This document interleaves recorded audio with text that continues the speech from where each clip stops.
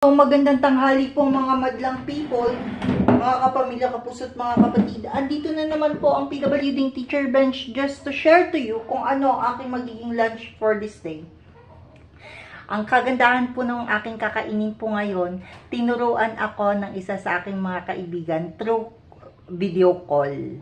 Nasa palengke po siya, nandito po ako sa aking bahay, nagpaturo po ako kung paano lutuin itong bamboo shoot na maasim gata ay ano ata to, parang kilawin type something, basta maasim na ano, na hindi naman siya masyado maasim kasi po limited po ako sa dapat hindi po ako pwedeng maano na maasim kasi allergic po ako sa maasim, pero thankful naman kasi masarap ang luto. Okay, let's pray in the name of the Father, the Son, the Holy Spirit. Amen. Bless us, O Lord, in this thy gift which we are about to receive from thy bounty through Christ our Lord. Amen. Thank you, Lord, for the food that I'm going to eat. Thank you, Lord, for the food of Agnes Titoro Chavez and Titoro Cortez, Intong Intang Mawalden, Dan, Roger, and Utok, and also Eliza for teaching me how to cook up mushroom, this bamboo shoot na masarap po. Iyon po, Lord. Sana, Lord, heal us using the food that we're going to eat for today. Convert our food into medication as we need it to heal any ailments that we got from our environment. Please heal my youngest sister, Agnes Titoro Chavez. In the name of the Father, the Son, the Holy Spirit. Amen. Hey po, someone called me, teach me how to cook this bamboo shoot. Rabong ata tiawag dito. Ilocano, rabong. Masarap po, hindi po siya maasim na maasim. Kilawon type. Rabong na tinuruan po ako ni Alan o ni Eliza. Thank you, Beshi. Ayun. Masarap po. Hindi po ako nagbibiro. Hindi po siya maasim. Ready po siyang pang Ano po?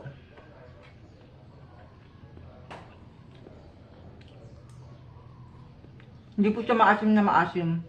Pero lasang-lasa yung ano niya. Yung pagkakilawin type, something. Hindi kilawin to eh. Basta artem, hindi ko alam.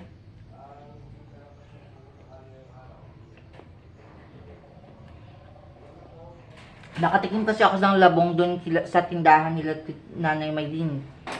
Sa ano nila, bumili din ako, tapos nagpatulong ako kay Eliza magluto. Ayun, through call, tinuruan niya ako. Ganun palang paghahalo, dapat pala hindi one side lang, hindi pa pataas pa ano lang, kasi naiipon pala sa gitna. Dapat daw nahalo pati yung gitna. Hindi mo makita. Pero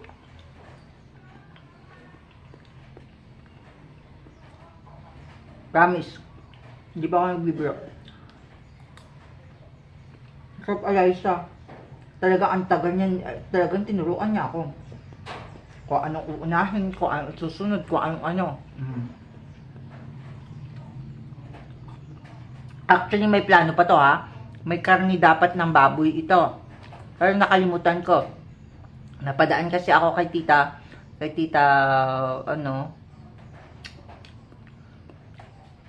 Magic. And then after, napauwi na ako agad-agad gawa ng yun nga. Na-resolve ko na din kasi yung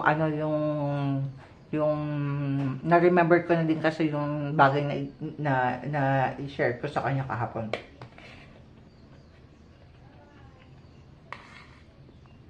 Masarap po.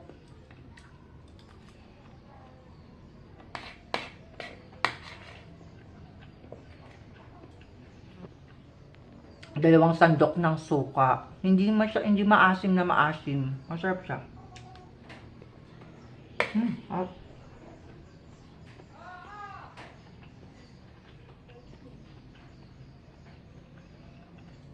Tapos itong labong ko, hindi siya yung mabaho. Kasi may labong na may amoy eh. Kala mo panis, pero hindi po. May amoy lang talaga. Nakukulob. Alam niyo kung yung ginawa ko dito, walang matanggal ang amoy. Hinugasan ko ng 4 na beses.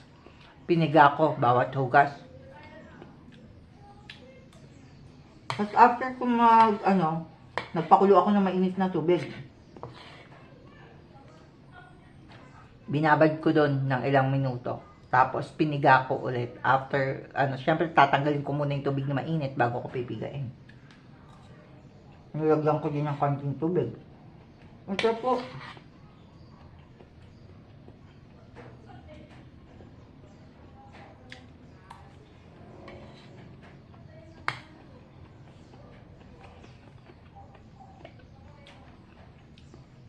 Hindi na po ako nakaluto ng ganito.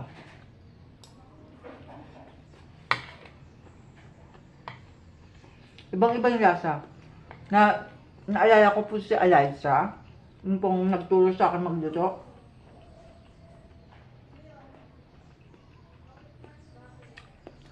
Nagluto siya ng pansit. Unang tigim ko yun, masarap. Tapos nagluto siya ng rabong na mayroong sitaw, na mayroong saluyot. Ay, sabi ko, ang sarap. Ay, pinaulit ko po ulit yung luto na yun. Tapos, nagpunta kami ng Macarena. Yun, siya din nagluto ng isla. Masarap po siya magluto. Saka nagpaturo po ako. Kasi hindi ko talaga alam paano lutuin to.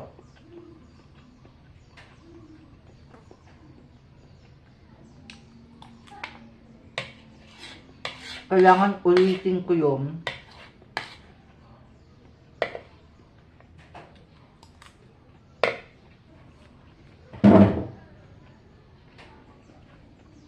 Kailangan ulitin ko yung pagluluto ng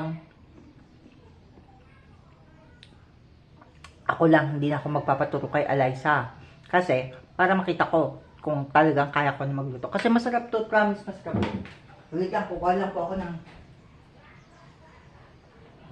isa pang ulam. Kasi masarap eh. Ubus na po.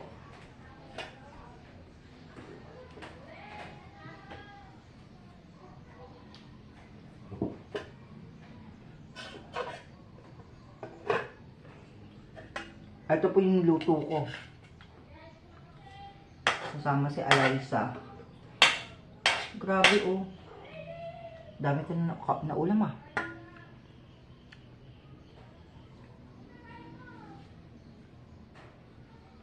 Okay na yan. May panggabihan pa ako. Masarap.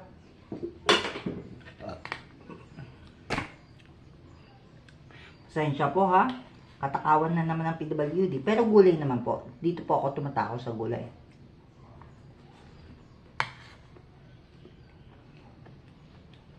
Nakalimutan ko pa yung karne nito ha. Napanahog. Pero masarap eh. Wala pang gulay ito na. Wala pa itong wala pa itong sahog na karne. Masarap na. Nakalimutan ko lang po kasi. Pag-chismis.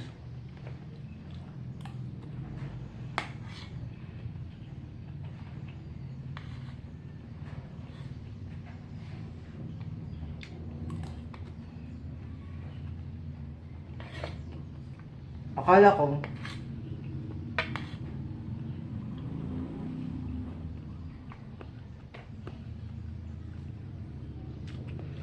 ko kailangan ding isa yung like luya.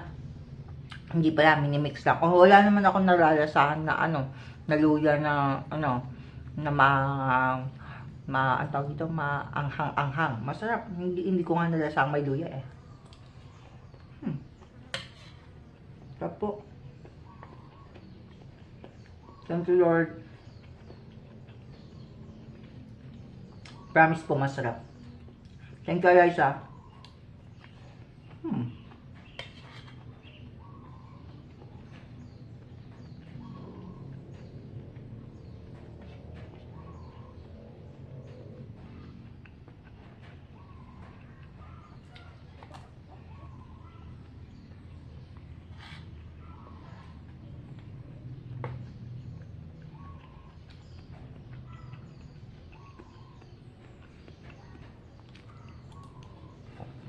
Sarap.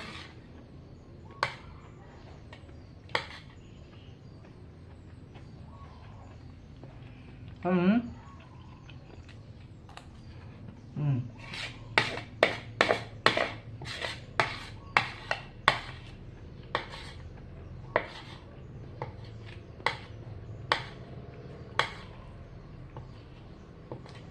Das subo. Masarap. Mm. Kalain nyo, no? Nakapagluto po ako ng masarap na labong sa turo ni Eliza. Nagbi-video call po kami. Andiyan po, nakatutok po yung tripod dun sa, dun sa palayok.